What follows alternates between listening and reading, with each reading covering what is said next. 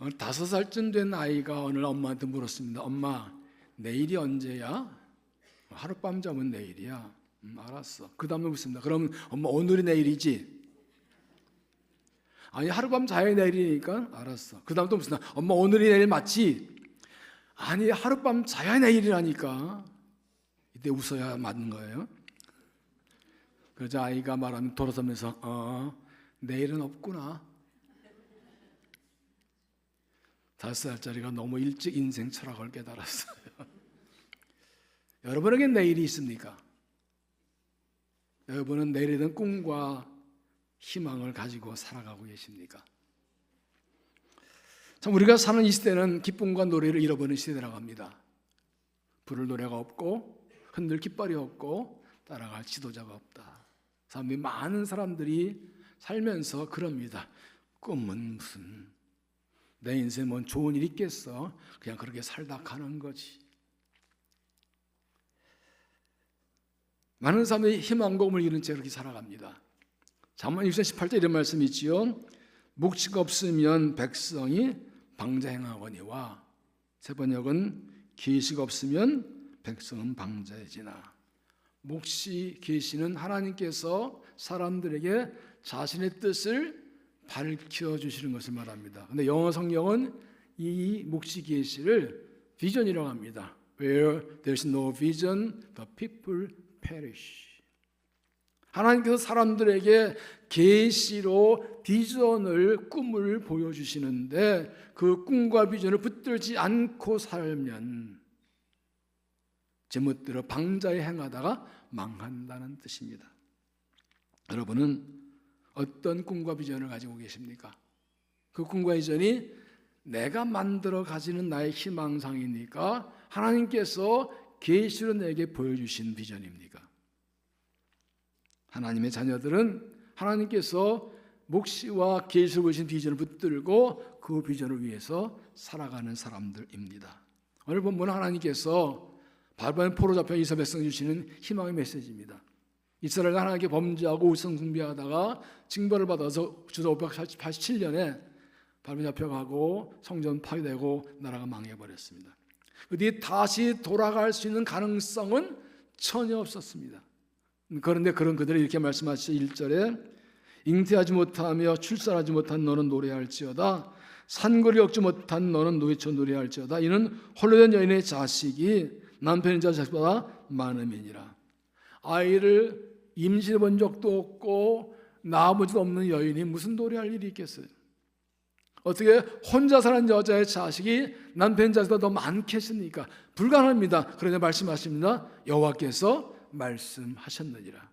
사람에게 불가능하다 하나님이 말씀하시면 그대로 된다는 것입니다. 이 말씀은 남편 없는 여자의 자식이 많아지듯이 하나님 그들을 돌려보내시고 그게 번성할 것을 약속하신 것입니다. 3절에 이는 내가 좌우로 퍼지며 내 자손을 열방을 얻으며 황폐한 성읍들을 사람 살 것이 되게 할 것입니다. 이 말씀들이 이스라엘이 바벨론에서 돌아올 때 1차 귀환 때 4만 2천 명 돌아왔지만 약 500년 후에 로마제가 멸망하기 전에 6월절에 드린 어린 양 숫자로 계산한 이스라엘 백성의 숫자는 무려 300만 명이었습니다. 말씀이 이루어진 것입니다. 이 말씀이 더 중요한 이유는 이것은 장차 예수 그리스도의 오심으로 인하여 많은 사람이 예수를 구원받게 될 것을 말씀합니다. 이 말씀들은 지금 약 30억 명 인류들이 예수를 믿고 있고 앞으로 죽을 날까지 더 많은 사람들이 하나님께 돌아와서 하나님 나라 가득 채우게 될 줄로 믿습니다. 요한계시록 7장 9절에 이를 후에 내가 보니 각 나라와 족속 백성과 방언에서 아무도 능히 셀 수 없는 큰 무리가 나와 흰 옷을 입고 손에 종려가지를 들고 보좌 앞에가 어린 앞에 서서 큰 소리 외쳐 이르되 구원하심이 보좌이신 우리 하나님과 어린 양에게 있도다.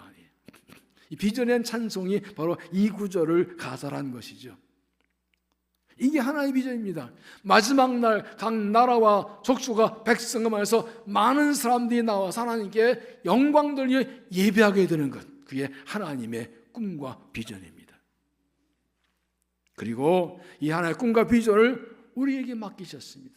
이 하나의 꿈과 비전, 세상 모든 나라를 구원하는 이 일을 이루기 위해서 우리를 구원하시고 택하시고 부르신 것입니다. 베드로전서 2장 9절에 그러나 너희는 택한 족속이요 왕 같은 제사장들이 거룩한 나라요 그의 선 백성이니 이는 너희를 어두운 데도 불러내어 그의 기염시 들어가시니 아름다운 덕을 선포하게 하려 했습니다. 우리를 부르신 목적이 나만 구원의 천국 들어가는 것이 아니라 그 나를 구하는 십자가의 복음을 세상에 선포하게 하려고 나를 구원하셨다는 겁니다. 그러므로 이 복음을 전하는 것이 우리 그리스도인의 사명입니다. 그리스도는 꿈을 꾸고 꿈을 사는 사람입니다. 하나님께서 계시신 그 12전과 꿈을 붙들고 그 꿈과 비전을 위해 살아가는 사람들이 그 그리스도입니다. 나의 비전이 아니라 나를 위한 비전이 아니라 하나님 나라의 비전을 품고 살아가는 것이 그리스도의 삶인 것입니다. 요엘서 2장 28절에 내가 내 영을 나 만민에게 부어주리니 너희 자녀들의 장래를 말할 것이며 너희 늙이들은 꿈을 꾸며 너희 젊은이들은 이상을 볼 것이며 어린 자녀도 늙은이도 젊은이도 꿈을 보고 예언하고 환상을 본다고. 이 말씀대로 오순절 성령 부어주시고 그뒤 성령 받고 큰 환상 보고 복음도 나가 세계 복음자음으로 우리가 예수 믿게 된 거 아닙니까? 우리도 이런 꿈과 환상을 붙들고 이 하나님의 꿈을 위해 살아가야 합니다. 우리의 현실은 내리던 꿈과 비전을 가지고 살기 힘들어합니다. 먹고 사는 거 힘든 무슨 내일의 꿈과 비전이야. 우리 자녀들에게 어떻게 꿈과 비전을 가지고 살라고 할 수 있을까요? 어떻게 미래지향적인 그런 희망찬 삶을 살 수 있을까요? 해답은 하나입니다. 하나님의 꿈과 비전에 동참하십시오. 하나님의 꿈과 비전에 동참하십시오. 하나님과 꿈과 비전에 동참하십시오. 모두가 다 아멘 할 때까지 하나님의 꿈과 비전에 동참하십시오. 하나님의 꿈과 비전 내 것으로 삼으십시오. 하나님의 꿈은 하나님 이루시기 때문에 내가 그 꿈에 동참하는 나를 통해 하나님의 꿈을 이루시고 영광을 받으시는 겁니다. 그럼 어떻게 하나님 보여주신 꿈과 비전을 이루는 삶을 살 수 있을까? 하나님의 꿈과 비전을 이루기 위해 우리가 무엇을 어떻게 할까? 2절에 그 해답이 있습니다. 2절 말씀을 같이 읽겠습니다. 시작. 내 장막터를 넓히며 내 처소휘장을 아끼지 말고 넓히되 내 줄을 길게 하며 너의 말뚝을 견고할지어다. 아멘. 하나님께서 이스라엘 돌아오게 하시고 많은 학생들 살게 하실 것이면 그것을 준비하라는 것이죠. 하나님 우리에게 복권을 주실 터인데 그 복받을 준비하라는 것입니다. 여기에 세 가지 방법이 나옵니다. 첫째는 넓은 마음을 가지라 하는 것입니다. 넓은 마음을 가지라. 내 장막터를 넓히며 서너 명이 4인 가족이 살다가 100명, 200명, 1000명이 살아갈 수 있는 큰 장막을 치려면 일단 터가 넓어야 돼요. 터를 좁은 데는 큰 장막을 칠 수가 없죠. 큰 집 좀 열면 터를 넓혀야 됩니다. 그래서 하나님께서 제일 먼저 장막을 넓히라고 하십니다. 이 말씀은 우리의 마음을 넓히는 것입니다. 모든 사람을 품을 수 있는 넓은 마음, 나밖에 모르는 마음 말고 이스를 이루고 세상을 보는 넓은 마음을 가지라는 것입니다. 내가 마음을 넓히는 만큼 하나님께서 채우시고 내가 마음을 넓힌 만큼 나를 통해 하나님께서 많은 구원해 주실 것입니다. 사도행전 1장 8절을 보면 오직 성령이 너에게 오면서 너희 권능을 받고 일생과 온유대와 사마리아와 땅까지로 내게 인도하리라. 이 말씀 배경이 이렇습니다. 예수님이 부활하신 제자들이 신에서 이제 하나님 우리나라 세우신다. 주여 이스라엘을 회복하심이 이때니까 이제 나라 세우셔야지요. 주님 말씀하십니다. 때와 기한은 아버지께 맡기고 너희는 성령 받고 권능 받고 일삼을 넣어서 땅끝까지 가서 내 증인이 될 것이다. 나의 개인의 문제, 내 가정의 문제, 내 나라 문제 그것을 넘어서서 마음을 넓혀서 땅끝까지 세상을 품고 복음을 전하는 사람이 되라는 거죠. 디모데 2장 4절에 하나님 모든 사람 구원받으며 진리하는 데 이르기를 원하시느냐. 하나님은 모든 사람 구원받기 원하십니다. 베드로후서 3장 9절에 주 약속은 어떤 이들이 더되어 생각같이 더딘 것이 아니라 주께서 너희를 향하여 오래 참으사 아무도 멸망하지 않고 다 회개에 이르기를 원하시니라. 하나님은 나뿐 아니라 이 세상 죄인들도 아무도 멸망하지 않고 다 구원받기를 원하십니다. 이 하나의 마음을 알고 우리의 마음을 세상에 활짝 넓혀야 됩니다. 제가 목회하는 신성교회는 54년, 이 응하교에 비해서는 아직 짧지만 54년 교회입니다. 일대 목사님은 아주 선교하는 분이었습니다. 70년 초에 아사 성교 시작하셨고 선교를 세우고 일본 대망성 함께 아시아 선교를 참 많이 하셨습니다. 온 교회가 선교를 했어요. 전부터 개척 때부터. 저도 95년도에 이대 목사 부임해서 선교정을 많이 했습니다. 2000년쯤에 우리나라 외국인들 많이 들어올 때 저희 전도원에서 이란인, 몽골인이 많이 와서 이란인, 몽골인 예배를 만들고 재직계 외국인 근로자부를 세우고 그리고 재정을 투자하고 그리고 자격자를 세우고 많이 했습니다. 그 외에도 인도네시아 등의 많은 선교를 감당했고 지금까지도 계속 하고 있습니다. 내 장막들을 넓히며 하나님 나라를 위해서 복음을 위해서 우리의 마음을 넓혀야 됩니다. 그런데 중요한 것이 있습니다. 세상을 품고 모든 나를 품기 전에 옆에 있는 사람을 품을 수 있어야 합니다. 내 옆에 있는 사람을 못 품으면서 무슨 세상을 품어요? 나와 생각이 다르고 스타일 다르고 내 마음에 안 드는 사람도 품지 못하는데 무슨 세상을 품어요? 세상을 품기 위해서는 내 이웃을 품는 마음을 가져야 합니다. 내 가족, 내 교회, 내 공동체, 인사람들을 마음을 열고 품을 수 있어야 그 마음이 넓어서 세상도 품는 것입니다. 고린도후서 6장 11절에 고린도인들이여 너희를 향하여 우리의 입이 열리고 우리의 마음이 넓어졌으니 너희가 우리 안에 좁아진 것이 아니라 오직 너희 심정에 좁아진 것이니라. 내가 자녀에게 말하듯이 하노니 보도받은 것으로 너희도 마음을 넓히라. 사도 바울이 복음 전도라서 고린도까지 와서 그들을 받아주었으니 그들도 마음을 넓히라고요. 옆 사람 한번 보세요. 마음에 좀 들어요? 그냥 겉으로만 씌고 있는 건 아니고요. 그리스도 안에서 우리가 좀 달라도 그리스도의 사랑으로 마음을 넓히고 품어야 됩니다. 그럴 때 마음을 넓히고 세상을 품을 수 있는 것이죠. 3절을 보시면 이는 내가 좌우로 퍼지며 네 자손은 열방을 얻으며 황폐한 성읍들을 사람들과 되게 할 것입니다. 세 번째는 내가 잡아지며 너의 자손이 이방 나라를 차지할 것이며 황폐한 성읍마다 주민을 가득할 것이다. 여기에 주목할 것은 자녀이라는 것입니다. 왜 하나님께서 너희가 그러지 않고 너희 자손이 열방을 얻는다 그러셨을까요? 하나님 그들을 구원하시고 돌아가게 하시는 그 하나님의 은혜를 자손들이 열방에 전하기 원하시는 것입니다. 하나님의 꿈을 자녀손들에게 심어주어서 그들도 하나님의 비전 가지고 살게 하라는 것입니다. 내가 언제까지 살겠어요? 100년 살겠어요? 그 다음에 내가 죽으면 하나님 끊어지나요? 아니요. 우리 자녀손들이 이 하나님의 꿈을 이어서 가서 그들에게 이런 비전을 심어줘야 된다는 것입니다. 우리 자손들이 열방으로 퍼져나갈 수 있도록. 하나님 오늘 말씀에서 내 장막터를 넓히라고 하십니다.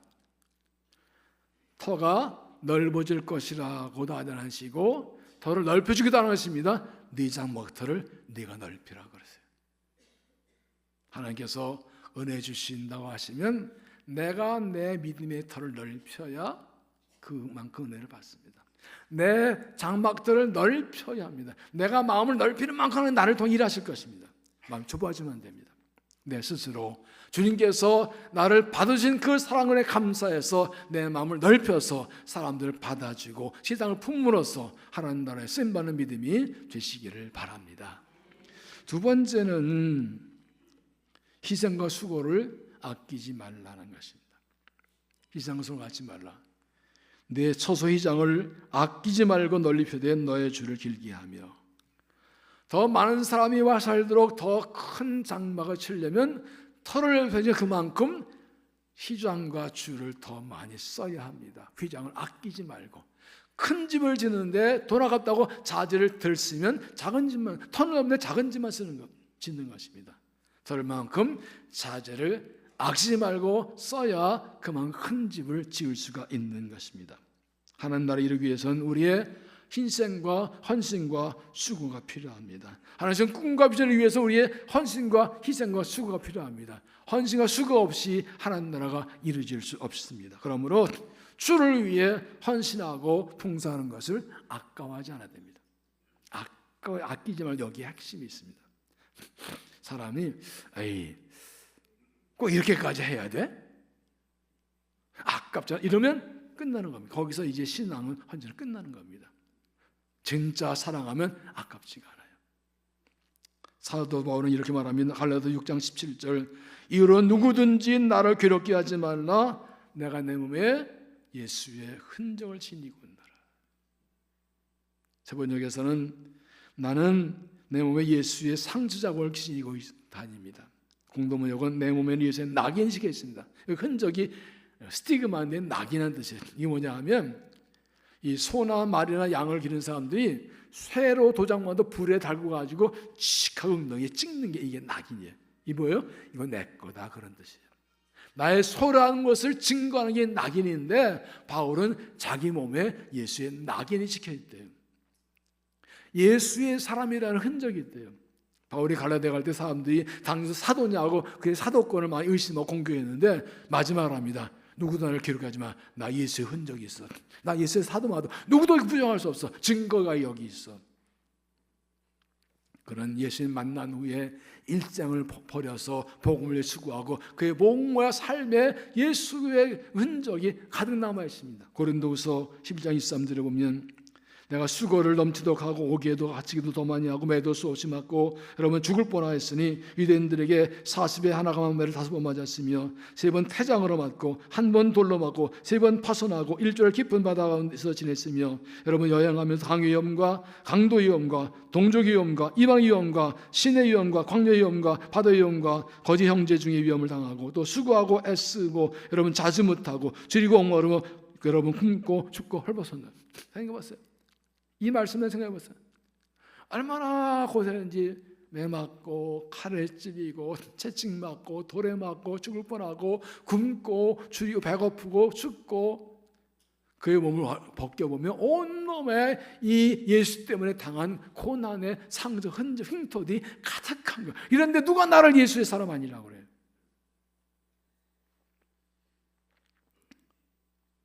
그는 몸뿐 아니라 예수를 위해서 일생을 포기합니다. 결혼도 하지 않고 장래가 아주 창창한 그의 꿈과 야망을 다 포기하고 복만의 일생을 다 바칩니다. 여러분에게는 예수의 흔적이 있습니까? 사람들이 저서 예수의 사람 맞네, 그래서 제자 맞네라고 당당히 인정하고 나도 나 예수의 사람이라고 말할 수 있는 흔적이 있습니까? 그리스도를 위해, 복음을 위해, 하나님의 꿈을 위해, 주의 교회를 위해서 희생하고 헌신한 순적, 그것입니다. 주를 위해서 시간을 드리고 물질 드리고 몸을 드리고 참고 인내하고 욕먹어도 견디고 그 모든 그것이 예수의 흔적입니다. 그런 헌신과 희생과 수고를 통해서 주의 나라의 주의 꿈이 이루어지는 것입니다. 저에게는 아까 말씀드린 한 2000년부터 이 외국으로 많이 들어가게 됐는데 어느 날 그 한 여성, 몽골인 여성이 자기 이제 고국에서 세례받은 후에 몽골 돌아가서 신학교에서 목사가 되어가지고 자기 민족 구원하겠다고 그런 거예요.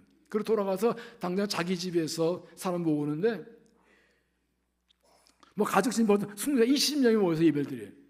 선교사 통해서 도와주다가 사람이 들어가서 이제 교회 건물을 기획했는데 구할 데가 없어요. 선인학 건물 시작했다. 그것도 안 돼서 이 선교사가 아무래도 건물 하나 마련해야 되겠습니다. 그때 몽골 울란바토르가 이 부동산이 막 뛸 때예요. 아차하면 막 넘어가요. 하나 잡았는데 왜 아차 했더니 금방 2배를 뛰더라고요. 그래서 하나 찾은 게 한 3억 정도 땅과 건물에 나왔습니다. 이걸 하자고 그랬더니 뭐 당연히 그때 저희 교회도 건축을 준비하고 있었거든요. 성령 건축을. 우리도 건축하는데 돈 모아야 되는데 어떻게 무슨 선교지에 3억을 드리냐고. 당연히 그런 말 나오지 않겠어요? 제가 그랬습니다. 먼저 그의 나라와 그 일을 구하면 하나님께서 모든 걸 더해 주실 것입니다. 그래서 기도하던 마음을 모아서 3억짜리 땅과 건물을 사주고 교회들이 가서 막 수리하고 칠하고 단기 성경하고 엄청 헌신을 많이 했어요.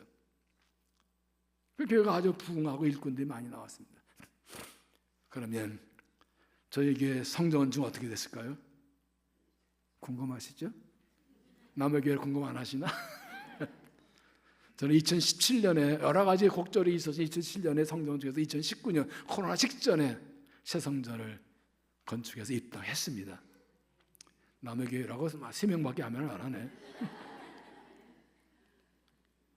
무려 97억을 들여서, 거의 100억을 들여서, 제가 은퇴하기 4년 전인데 아름다운 성전을 건축해서 입당했습니다. 할렐루야. 하나님의 일을 먼저 하나님이 책임져 주세요. 예수님은 우리를 위해서 십자가에서 고난당하시고 물과 비를 쏟으시고 생명까지 버리셨습니다. 마지막 어떤 말 남기시나요? 다 이루었다. 그리고 숨을 거두셨습니다. 피 흘리고 생명을 바칠 때 다 이루었다 하셨다. 언제 우리의 수고가 끝난다고요? 내 생명까지 들 수 있을 때. 저부터나가 주님이 십자가를 입은 사람답게 그 은혜 갚기 위해서 모든 걸 쏟아부어서 기꺼이 하나님의 꿈과 비전을 위해서 헌신하고 쓰임받고 칭찬받는 믿음이 되시기를 바랍니다. 세 번째는 흔들리지 않는 믿음을 가지라. 흔들리지 않는 믿음을 가지라. 너의 말뚝을 견고할지어다. 세 번역은 말뚝을 단단히 박아라. 천막을 치려면 말도 필요하죠. 요즘에 텐트 칠 때 그냥 원 버튼으로 탁 펴지지만 기본적으로 이 텐트를 치려면 핀을 박고 말뚝 박아야죠. 큰 천막일수록 굵은 말뚝을 깊이 박아야 됩니다. 말뚝을 가는 것이나 또는 대충 박으면 바람 불면 말뚝 뽑혀가지고 천막 넘어져 버립니다. 큰 천막일수록 말뚝 큰 것을 단단히 박아야 거기에 천막 묶어두면 흔들리지 않고 천막이 넘어지지 않습니다. 이 말씀은 하나님의 꿈꾸게 이루기 위해서는 우리의 믿음이 흔들리지 않아야 되는 걸 말합니다. 마음을 넓히고 모든 것을 희생 헌신할 뿐 아니라 끝까지 흔들리지 않아야 하나님의 꿈이 우리에게 이루어집니다. 믿음이 흔들리는 건 어떤 뜻입니까? 어떻게 흔들리지 않을까요? 먼저 하나님의 일은 하나님이 하신다는 확신을 가져야 됩니다. 빌립보서 1장 6절에 너희 안에서 착한 일 시작하시니가 그래서 예수의 날까지 이루실 줄을 우리는 확신하노라. 사도 바울은 이 빌립보서를 로마 감옥에서 썼어요. 주를 위해 헌신하고 희생하고 많은 수고하고 로마 감옥에 잡혀 있으면서 그런 말합니다. 하나님께서 시작하신 일을 반드시 이루실 줄을 확신하노라. 여러분 기억하세요. 하나님께서 우리에게 내가 하라 그러신 적이 없어요. 내가 한다 그러셨어요. 우리는 뭘 해요? 순종만 하는 거예요. 한번 따라합시다. 나는 순종만 하고 일은 하나님이 하신다. 우리가 어떻게 하나님 나라를 이룰 수 있어요? 우리가 어떻게 주의 나라를 세울 수가 있어요? 우리가 그냥 부족해요. 하나님께 말씀하십니다. 내가 한다. 근데 너를 통해 할 것이다. 네가 할 것은 순종하는 것이다. 그러게 하나님께서는 순종 동의하시고 순종이 믿음이에요. 내가 보기에 안 될 것 같고 내 능력이 안 될 것 같지만 하나님이 일이니까 하나님이 하신다니까 할 줄 믿고 순종하는 거예요. 하나님이 하신다는 믿음이 있어야 환난과 고난이 와도 흔들리지 않을 수가 있어요. 또 하나는 사명감이 분명히 됩니다. 하나님 나를 부르셨다. 하나님께 나의 꿈 주시고 하나님 나를 부르시고 하나님 나를 통해 일하신다. 베드로전서 후서 1장 10절에 그러므로 형제들아 더 힘써 너희의 부르심과 택하심을 굳게 하라. 너희가 의생한 즉 언제든지 실족하지 아니하리라. 그러니까 택할 부르심이 확신이 약해지면 넘어진다고요. 당신 하나 일꾼 맞아. 또 하는 일이 힘과 어려워 보여도 하나님이 나를 택하시고 부르셨으니 나를 통해 일하실 줄로 믿습니다. 이 사명감이 분명해야 됩니다. 더 중요한 것은 끝까지 충성하는 것입니다. 잘박이 막서는 어떤 있어도 내 자리를 지키는 것입니다. 남들과 비교해서 은사와 재능과 실력이 좀 부족해도 가장 중요한 것은 그 자리에 있는 거예요. 실력이 뛰어나도 그 자리에 없으면 쓸 수가 없어요. 그러나 부족해도 그 자리에 있으면 하나님께서 그를 통해 일하십니다. 그런데 이렇게 미시하면 충성의 제목에 그림이 하나 있어요. 충성이라는 제목에. 그러면 훈평 씨가 이 화산 폭발로 용암이 막 흘러내려 사람들이 죽어가고 이리저리 뛸 때 군인 하나가 성문에서 창 들고 딱 서 있습니다. 나도 살아야 되는데 이게 내 자리라고, 이게 내 사명이라고 해서 목숨 걸고 서 있어요. 그 그림의 제목이 충성. 충성은 목숨 걸고 하는 겁니다. 죽도록. 요한계시서 2장 10절에 말씀하지요. 내가 죽도록 충성하라. 그러면 내가 생명의 관을 내게 주리라. 죽도록. 그런데 여러분 우리가 지금 우리 상황에서 그저 뭐 복음을 위해 살다가 죽을 것 같은 그런 상황에 들어가는 거 많지 않을 거예요. 그러면 오늘날의 죽도록 충성 어떤 의미냐? 세 가지예요. 첫째는 시간에 관계없이 어제나 오늘이나 내일이나 여전히 된 사람, 오늘 충성한데 내일을 안 보이는 사람 충성이 아니에요. 시간이 가도 여전히 그 자리에 있는 사람. 두 번째는 환경에 관계없이 비가 오나 눈이 오나 날이 좋으나 흐리나 내 삶 환경이 힘들거나 어렵거나 즐겁거나 관계없이 언제나 환경에 관계없이 내 자리를 지키는 것. 세 번째는 일의 크기에 관계없이 큰 일이든 작은 일이든 남이 알아준 일이든 뭐 안 알아준 일이든 다 주의 일이니까 무슨 일이 맡겨지면 그냥 충성을 내가 이까지를 해라고? 아니요. 주님이 보고 오겠어요. 장인어른도 주의 일이에요.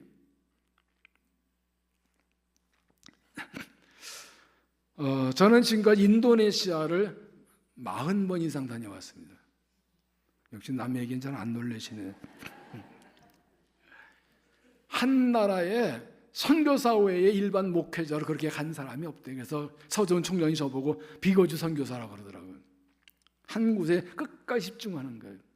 98년도에 선교련을 세우고 거기에 25번 이상 목회자 1년에 두세 번 목회하면 두세 번씩 가서 세미나하고 청년가 당일 선교 다니고 여러 지 세미나하고 그러다 보니까 이제 이럴 때 또 가면 이번에 가면 42번째 계속 가는 거예요. 계속 가는 거예요.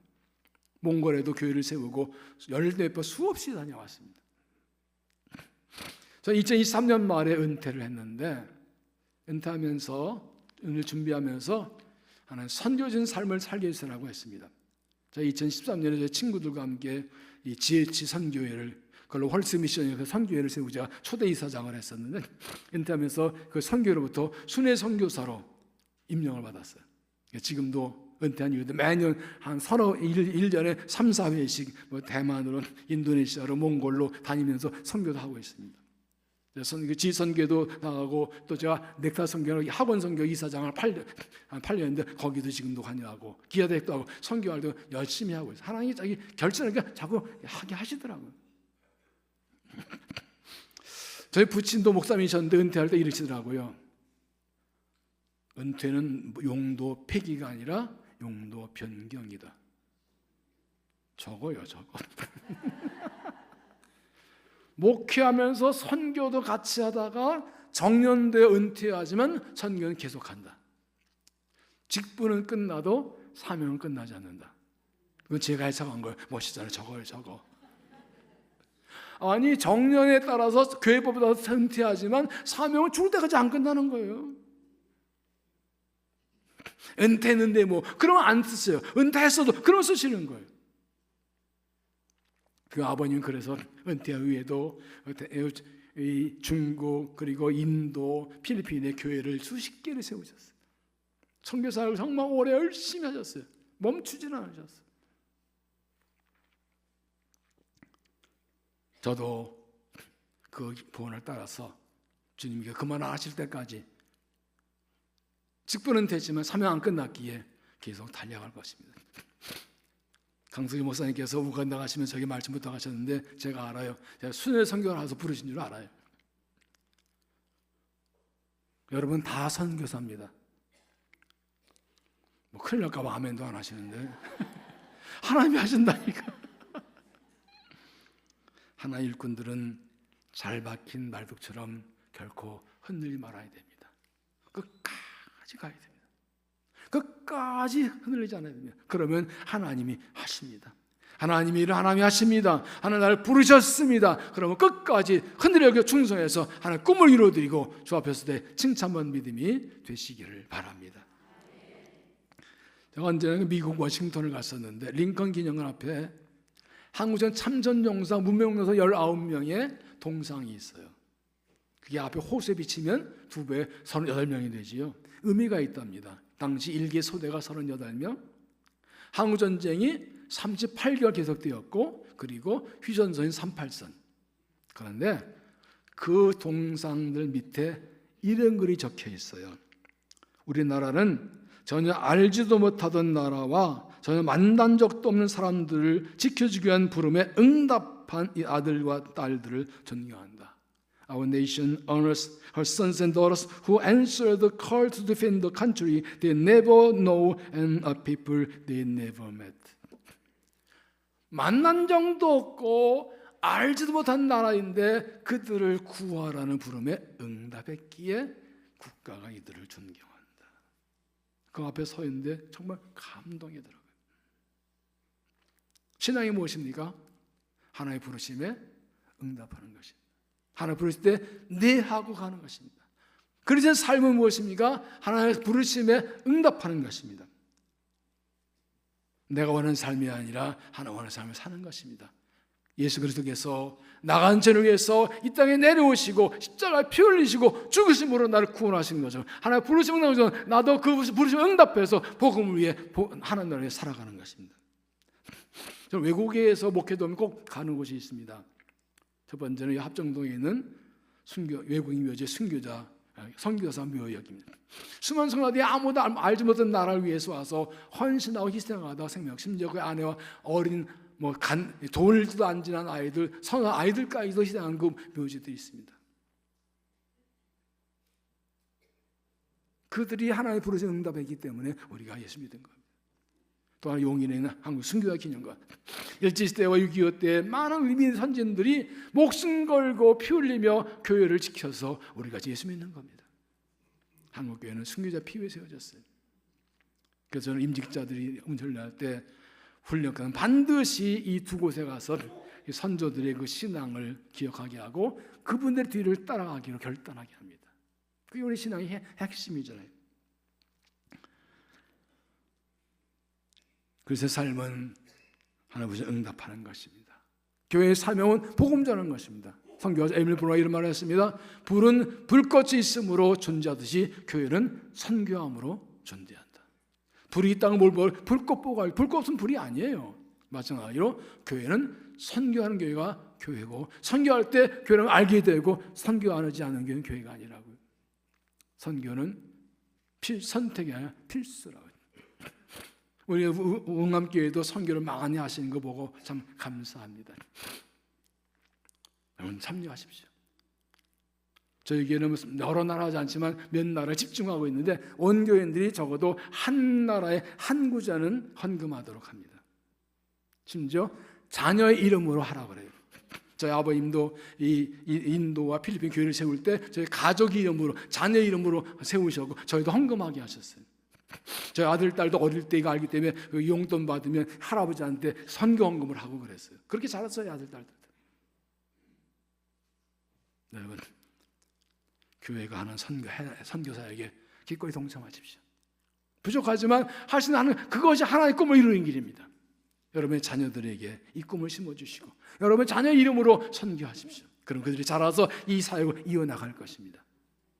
십자가의 은혜를 기억하는 사순절에 십자가 사랑을 기억하면서 하나의 꿈을 내 꿈을 받아서 꿈을 꾸는 세상에 하루가 하나의 꿈을 내 꿈을 받아서 그 꿈에 동참해 쓰임받고 칭찬받는 교회와 성도가 되시기를 주 이름으로 축원합니다. 기도하시겠습니다. 하나님, 우리를 위해 십자가 지신 주님의 고난을 묵상하고 주님의 뒤를 따라가기를 따는 사순절에 하나의 꿈을 받습니다. 나를 구원하신 하나님께서 나처럼 믿지 않는 사람들을 구원하기 원하셔서 우리를 택하 부르심을 감사합니다. 하나님의 꿈에 동참하겠습니다. 하나님의 꿈을 위해 살아가겠습니다. 우리를 사용하여 주옵소서.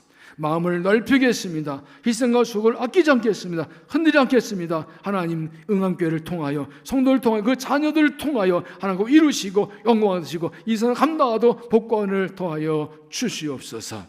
예수님 이름으로 기도하옵나이다. 아멘.